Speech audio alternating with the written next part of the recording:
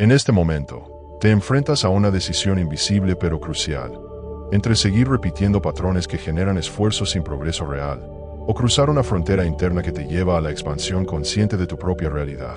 La mayoría de las personas nunca perciben esta bifurcación en el camino porque viven reaccionando automáticamente al entorno externo, sin cuestionar la estructura que subyace a lo que llaman vida cotidiana.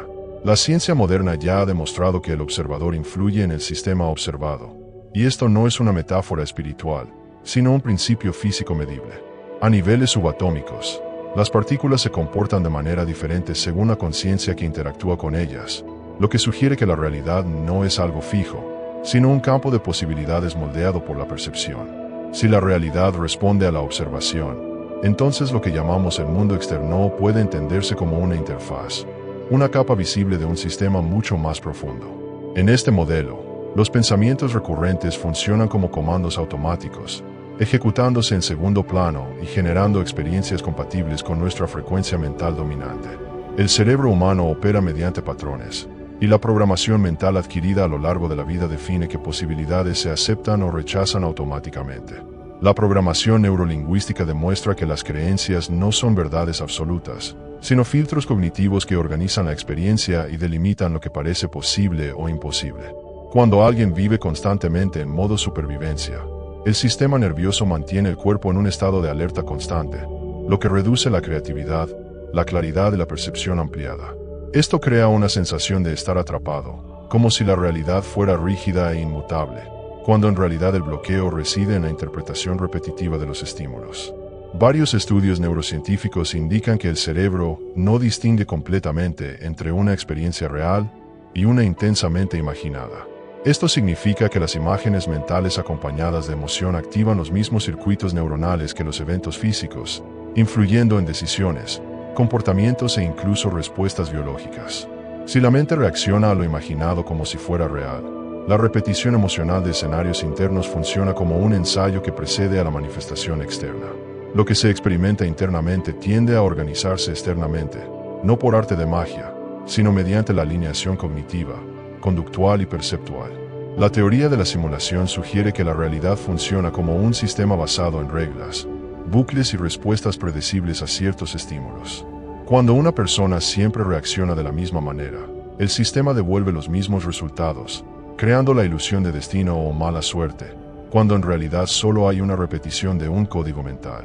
Cuestionar estos patrones es el primer paso para ver la estructura invisible que sustenta la experiencia cotidiana. Cuando observas tus propios pensamientos como eventos transitorios, y no como verdades absolutas, comienza a surgir un espacio interior donde la elección consciente se hace posible. Es en este punto que la sensación de estar atrapado comienza a debilitarse, porque la persona deja de identificarse por completo con el flujo automático de la mente. Al reconocer que los pensamientos son procesos y no identidad, se abre la puerta a la reprogramación de cómo se interpreta la realidad y, en consecuencia, se experimenta. Cuando empiezas a observar tu propia mente, te das cuenta de que la mayoría de los pensamientos no nacen en el presente, sino que son una repetición automática de recuerdos, condicionamientos sociales y experiencias pasadas. Este ciclo crea una realidad predecible porque el sistema no responde al momento presente, sino al patrón que se reactiva constantemente. La física moderna sugiere que el tiempo no es lineal tal como lo percibe la mente, sino un campo donde el pasado, el presente y el futuro coexisten como potenciales. Esto implica que lo que llamamos pasado no es fijo, sino que se registra como información, susceptible de ser reinterpretada y resignificada a nivel de la conciencia. Cuando se accede a un recuerdo, no solo se recuerda, sino que se reconstruye. El cerebro altera los detalles emocionales y sensoriales con cada nuevo recuerdo, lo que significa que el pasado se reedita continuamente, influyendo en las decisiones actuales y las proyecciones futuras sin que la persona se dé cuenta. Al cambiar la interpretación emocional de los acontecimientos pasados, el sistema nervioso deja de reaccionar como si aún estuviera amenazado o carente de recursos. Esto libera energía mental previamente atrapada en la defensa, permitiendo que el cerebro considere nuevas posibilidades como seguras y alcanzables. La mente funciona como un filtro de relevancia, seleccionando lo que se percibirá según lo que se considere importante o coherente con la identidad actual. Cuando alguien se ve limitado, el cerebro ignora las oportunidades que contradicen esta autoimagen, incluso si están claramente disponibles. Este mecanismo explica por qué dos personas pueden experimentar la misma situación externa y obtener resultados completamente diferentes. No es el evento lo que define la experiencia, sino el modelo interno que la interpreta y reacciona ante ella en el marco de la simulación personal. En la práctica, alterar el enfoque consciente modifica el conjunto de datos que la mente recopila del entorno. Al dirigir la atención hacia las posibilidades, las soluciones y la expansión, el cerebro comienza a reorganizar comportamientos y decisiones de forma que se alineen con este nuevo patrón. La neuroplasticidad demuestra que los circuitos neuronales se fortalecen con su uso repetido. Los pensamientos intencionales, cuando se mantienen de forma constante, literalmente remodelan el cerebro, creando nuevas vías internas que propician nuevas formas de actuar y percibir la realidad. Dentro de la lógica de la simulación, esto equivale a actualizar el software que interpreta el mundo. No es el escenario externo el que cambia primero, sino el sistema interno que procesa los datos y determina qué respuestas se ejecutarán automáticamente. Cuando ocurre esta actualización, la sensación de estar atrapado comienza a dar paso a una percepción más amplia, donde la realidad ya no parece hostil ni aleatoria. La persona empieza a ver patrones, opciones y caminos donde antes solo veía repetición y limitaciones. A medida que la conciencia se expande, surge la comprensión de que muchos pensamientos considerados personales son, en realidad, condicionamientos colectivos absorbidos a lo largo de la vida. Las ideas sobre la limitación, la escasez y el esfuerzo excesivo se propagan como códigos replicables dentro del sistema social, siendo aceptadas sin cuestionamientos. Estos códigos mentales funcionan como reglas invisibles que limitan hasta donde alguien cree poder llegar. Si no se examinan, se convierten en verdades automáticas, manteniendo a la persona dentro de un estrecho rango de posibilidades, incluso en un universo esencialmente ilimitado. La física cuántica describe la realidad como un campo de probabilidades que solo se concreta en una experiencia definida cuando hay interacción consciente. Esto sugiere que la realidad no es algo que te sucede, sino algo que responde continuamente a cómo te posicionas internamente en relación con ella. Si el campo responde a la coherencia interna, los estados emocionales recurrentes funcionan como señales vibratorias que atraen experiencias compatibles. No por misticismo, sino porque las decisiones, percepciones y acciones inconscientemente comienzan a alinearse con este estado dominante. El sistema nervioso aprende mediante la repetición emocional, no mediante la lógica aislada. Por lo tanto, las afirmaciones vacías no producen un cambio real si no van acompañadas de sentimiento, intención y compromiso interior genuinos. Cuando alguien aprende a generar internamente el estado emocional correspondiente a la realidad deseada, el cerebro comienza a funcionar como si esa condición ya le fuera familiar. Esto reduce la resistencia interna y aumenta la probabilidad de comportamientos acordes con este nuevo escenario. Dentro de la simulación, la familiaridad se interpreta como seguridad. El cerebro tiende a retener las experiencias conocidas, incluso si resultan incómodas, y rechaza lo desconocido hasta que se normaliza emocionalmente. Al practicar conscientemente nuevos estados internos, la mente comienza a considerar lo nuevo como un estándar aceptable. Esto altera las decisiones sutiles, el lenguaje corporal, el tono de voz y las decisiones cotidianas, que, en conjunto, reconfiguran el curso de la experiencia externa. Este proceso no requiere controlar el mundo, sino dominar la propia atención.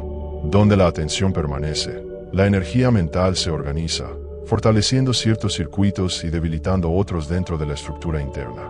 Cuando la atención deja de alimentar narrativas automáticas de limitación, el sistema pierde fuerza.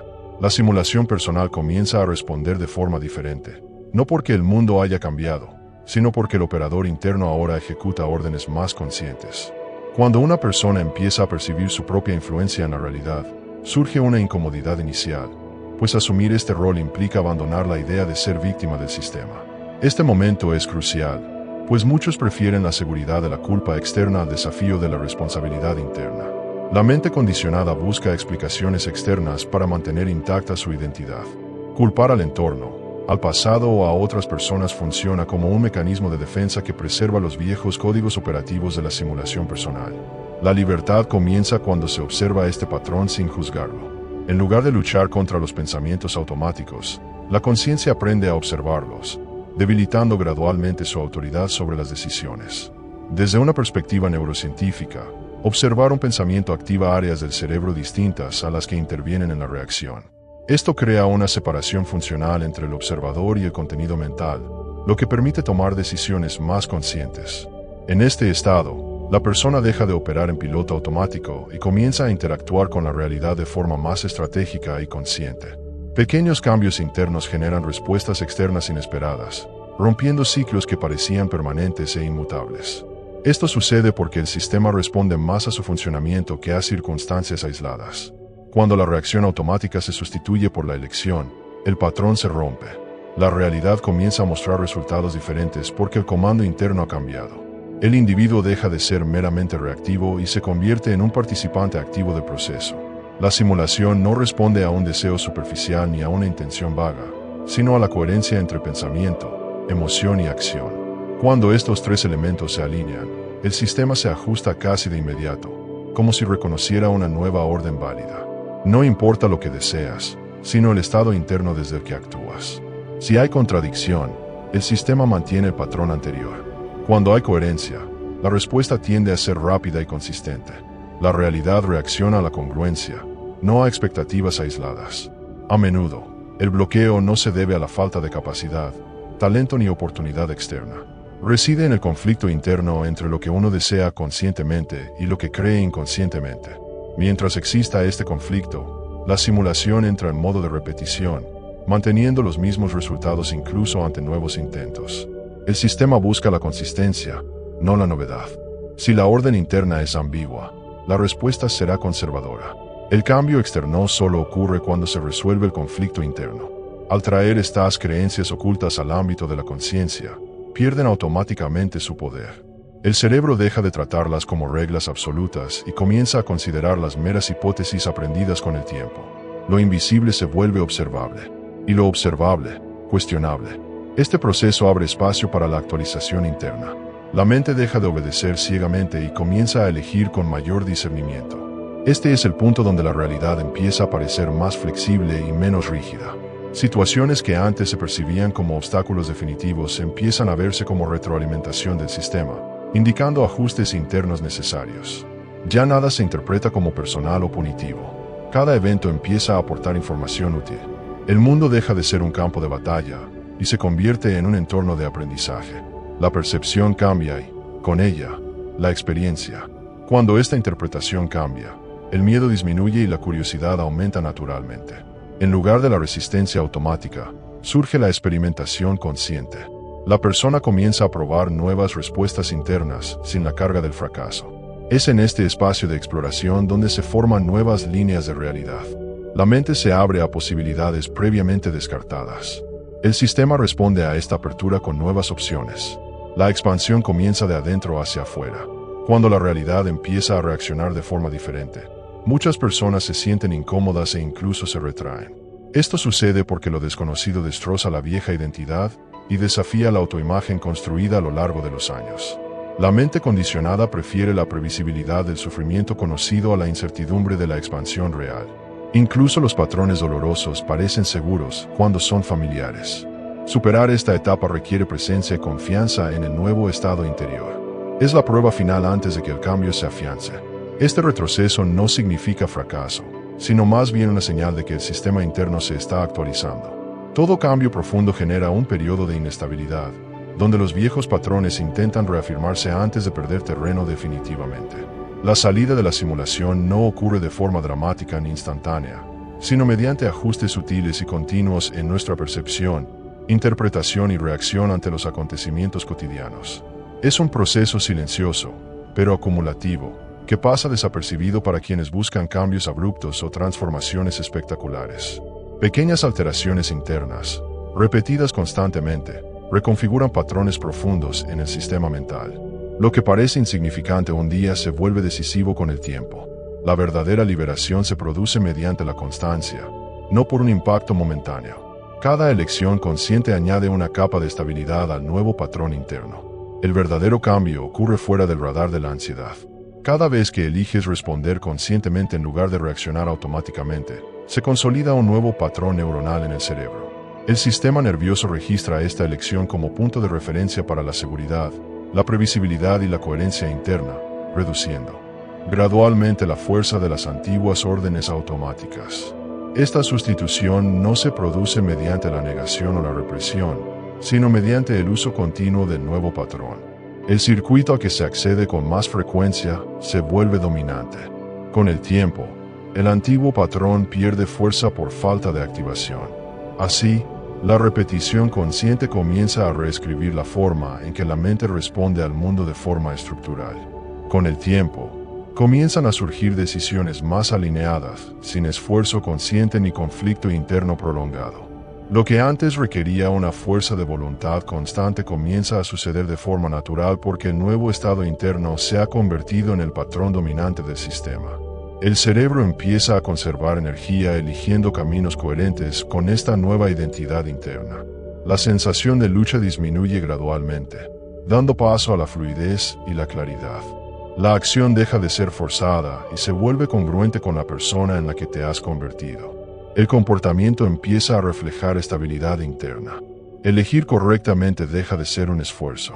La percepción del tiempo también cambia durante esta etapa de profunda reconfiguración interna. El futuro deja de ser una amenaza cargada de ansiedad anticipatoria y comienza a percibirse como un campo de posibilidades abiertas y explorables. El pasado, a su vez, pierde el poder emocional que antes ejercía sobre las decisiones presentes. Los recuerdos siguen existiendo, pero sin control automático sobre el comportamiento. Informan, pero no mandan. El tiempo deja de aprisionar y comienza a guiar. La mente deja de vivir en deuda con lo ya sucedido. En este punto, la persona deja de buscar constantemente la validación externa para sentirse segura, aceptada o suficiente.